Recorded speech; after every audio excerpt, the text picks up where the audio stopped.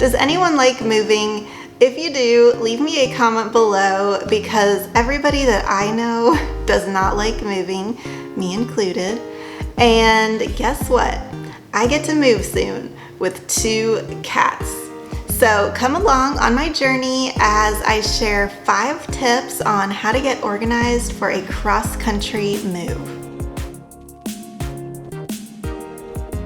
Even if you're not moving, having the mindset that you could possibly move in the future is a great way to get serious about organizing and decluttering your home. You definitely want to declutter your whole house before a move happens because you're paying for every single pound or every box that the moving company will be shipping. I'm planning on doing a few videos about my move, and then you'll get to see all the home decorating projects that I'll have ahead in my new home. So definitely hit that little subscribe button right down there so you could see all the ups and downs of this move, but hopefully it's all ups. Okay, a quick backstory on why I'm moving and how I really feel about it. And then we'll get into the 5 tips to organize before a move, including a tip on moving with pets. So I've spent most of my life in Texas, a little time in Florida, and then back to Texas. Do you think I have a southern accent? Just curious. Texas is where my parents are and my job. And I just love Texas. The people are friendly here. There's ocean, hill country, desert, forests, we have it all. Not to mention the Mexican food can't be beat. And well, it's just my home. But my husband got a great opportunity in Colorado, and I love the beauty of Colorado, the mountains. And if I could get away from the humidity of Texas and have more than one good hair day per year, then that's a big plus too. It's always fun to start a new adventure in life and try something new.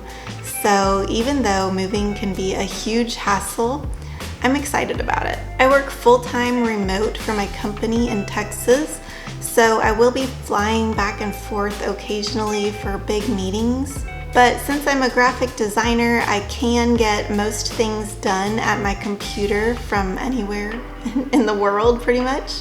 All right, let's just get right into these tips. If you're moving, you're probably doing something with your old home, like selling it or renting it out. So the first thing to do to get it ready for its big photo shoot and have it looking nice for realtors to show it, and this means that you're going to need to depersonalize your home. People buying a home don't want to come in and leave knowing what brand of toothpaste you use. What they do want to find is all the beautiful architectural features of your home.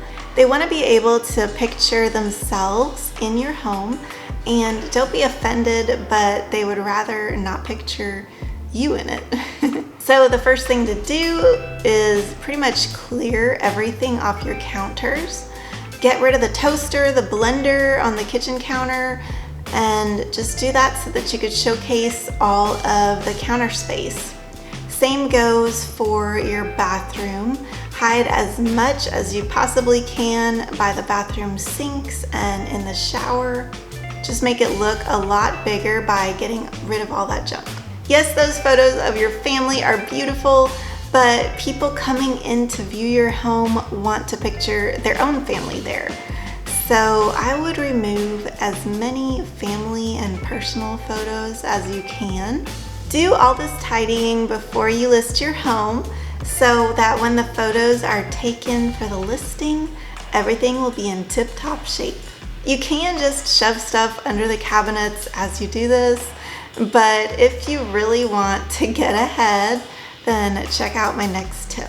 Your second getting ready to move tip when it comes to making it as organized as possible is to declutter. And I don't mean just a little tidying up here and there. I mean intense, ruthless, you don't mess around kind of decluttering. Let me show you a few places to focus on. We all have too many things in our closets, right? I started working on my closet as soon as I got word that a move might be happening.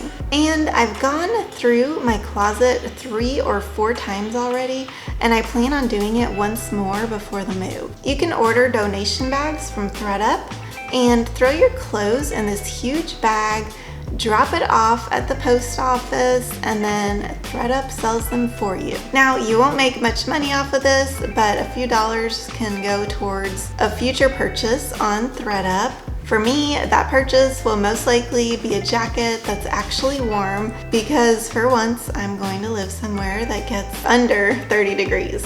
Wardrobe boxes are pretty expensive, so might as well get rid of as much as you can now, so you aren't paying the moving companies $20 for a wardrobe box that you didn't need to have. For items in your kitchen or other random things like electronics that you don't use and unopened makeup and beauty items, you can use a service called Give Back Box. If you go to givebackbox.com, they have all the details right there. Another thing to keep in mind is that some moving companies, they won't even move certain items like nail polish remover, opened bottles of any liquids, cleaning supplies, opened perishable food items, paint, matches, lighter fluid. Knowing this, it's great to go ahead and start packing things that you want to give to a friend or plan on moving those in your car if you're driving. Something else to do pretty much right when you find out that you'll be moving is to change your shopping habits. We've all been to Target and had that feeling of guilt when we walk out of the store with bags piled high when all you had on your grocery list was milk and eggs. Even if you aren't moving, play a little mind game with yourself and go into Target with your list, but keep in the back of your mind that you're moving,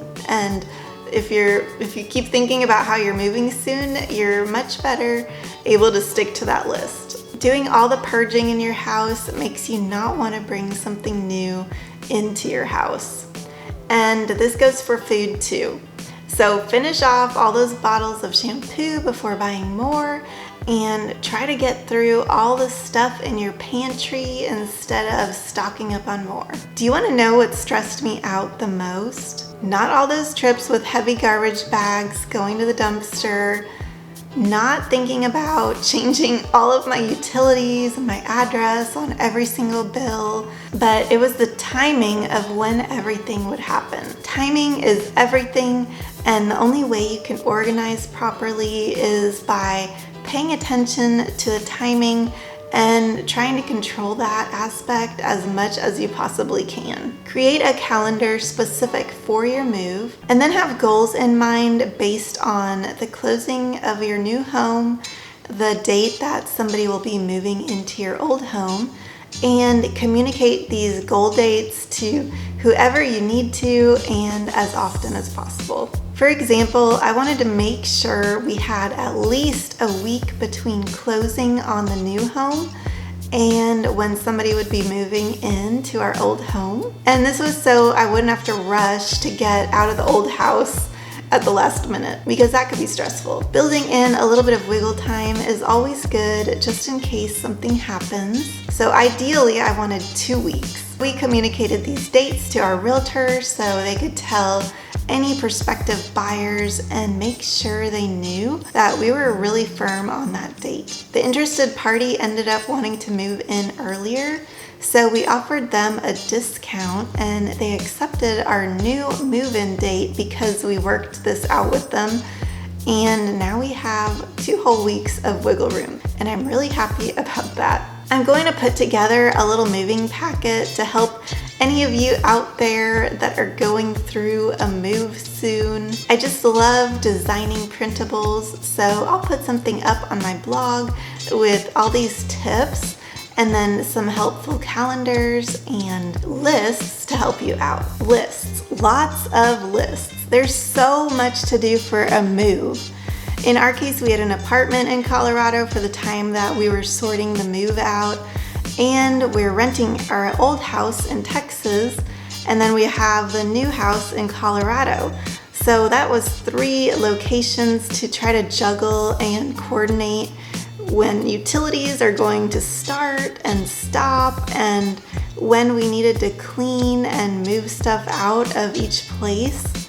And then there was just a whole bunch of other stuff.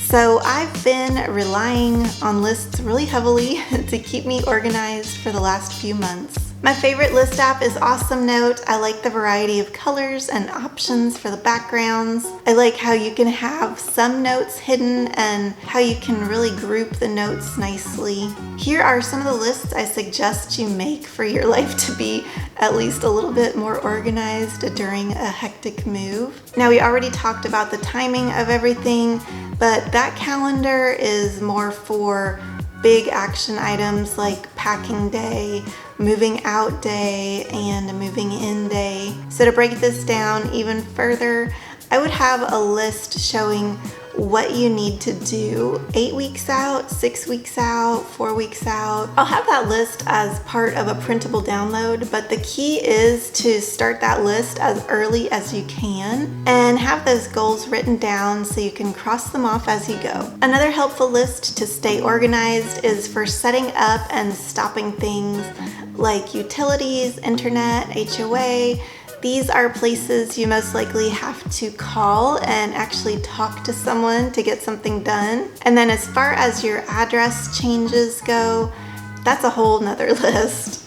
So here's how I approached changing my address on everything. I have all my internet passwords in one place, so I look at that list as a starting point because you might have things that you don't think of, like maybe automatic deliveries from a vitamin company, or like I have auto deliveries from Amazon for cat litter. So looking at my internet passwords really reminded me of all the companies that I need to log into and to change my address on. And then doing a USPS forward mail will help with any companies that you might have forgotten about. The timing worked out that I got a ton of mail during December, so I let that stack really build up with all the mailers and advertisements.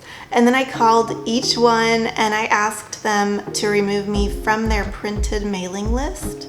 It took like 30 minutes to an hour, but it was a nice way to declutter my mailbox, and now I won't have all those junky mailers following me to my new mailbox in Colorado. Before we get to the final pet moving tip, please share your best moving tip in the comments section below this video. I'm sure it could help me and a lot of other people out there going through a move soon, so we would love to hear your tips. Okay, on to tip number 5. I love my cats, I really do, but those boys are almost 13 years old now, and one of them has arthritis and can be a little cranky. They never go outside and they don't like car rides, and we're talking about a 12-hour car ride. So if you're moving with pets, this sounds silly, but try to get into your pet's head.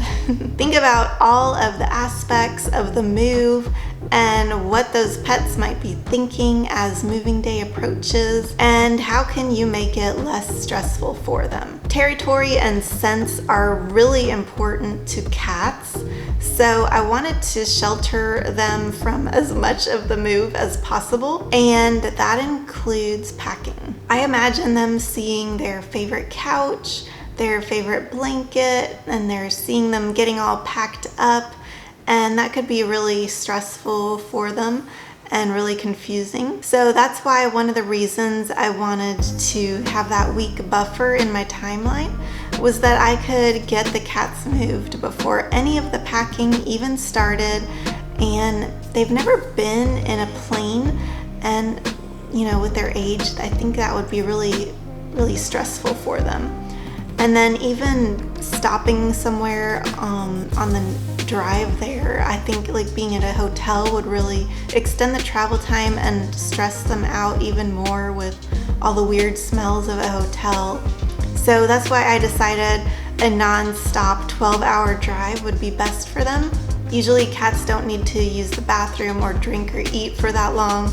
So if you have really skittish animals, it might be really good for them to just make the trip straight through. But if your pets are really well adjusted and they're not as skittish as mine, maybe they could handle a plane ride, and that would be a great way to make it fast for them. So it really just depends on your animal, but I encourage you to think it really through as far as what the cat or dog might be thinking, and really imagine what it would be like from their point of view. I'm also planning on having a room for the cats to settle into at the new house with all of their blankets and toys already in there. I'm going to keep them in there until after all the unpacking is done, and then I'm going to crack the door and hopefully they'll just go explore on their own terms when all the commotion is over. So hopefully this will make it as stress-free for them and for me as possible. Make sure to subscribe if you want to see how the move went. And I'll also be sharing how I decorate my new home. But if you want to see some home decor videos right now in my old home in Texas, then click right here. Thank you so much for watching, and I hope you have a very happy day.